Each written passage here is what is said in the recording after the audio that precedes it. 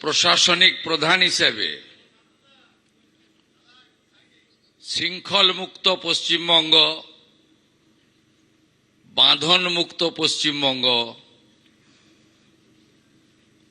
যেখানে সংবিধানের প্রতিটি স্তম্ভ সুরক্ষিত,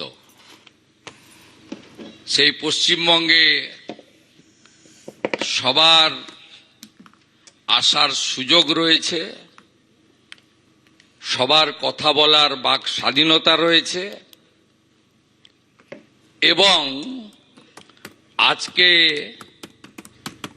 অত্যন্ত প্রিয় সম্মানীয় লেখিকা তসলিমা নাসরিন মহোদয়া এই বঙ্গভূমিতে গতকাল পদার্পণ করেছেন, আজকে কর্মসূচি করছেন। এটার মধ্য দিয়ে প্রমাণিত হয়েছে নতুন সরকারের হাতে এই বাংলার গণতন্ত্র, সংবিধান,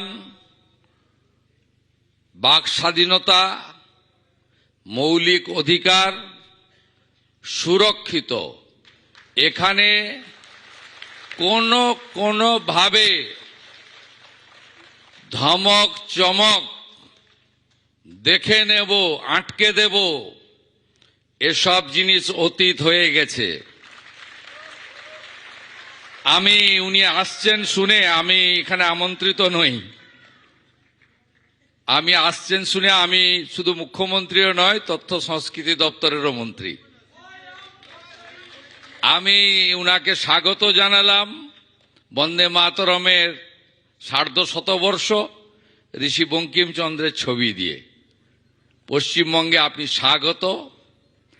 আপনি লেখিকা, আপনার লেখা সবাই পড়ে, আপনার গুণগ্রাহীর সংখ্যা প্রচুর। আপনি এখানে ভালো করে বলুন এবং পশ্চিমবঙ্গের যে ব্যবস্থার পরিবর্তন হয়েছে সেইটা নিশ্চিতভাবে আপনার অভিজ্ঞতায় আপনি দেখেছেন। একবার নয়, আপনি যখনই মনে করবেন বারে বারে আসবেন। সুরক্ষিত পশ্চিমবঙ্গে আপনাকে নিরাপত্তা দেওয়ার দায়িত্ব রাজ্যের মুখ্যমন্ত্রী তথা পুলিশ মন্ত্রী শুভেন্দু অধিকারীর। সবাই খুব ভালো থাকবেন, সবাই খুব ভালো থাকবেন। শুধু মুখের পরিবর্তন হয়নি, ব্যবস্থারও পরিবর্তন হয়েছে।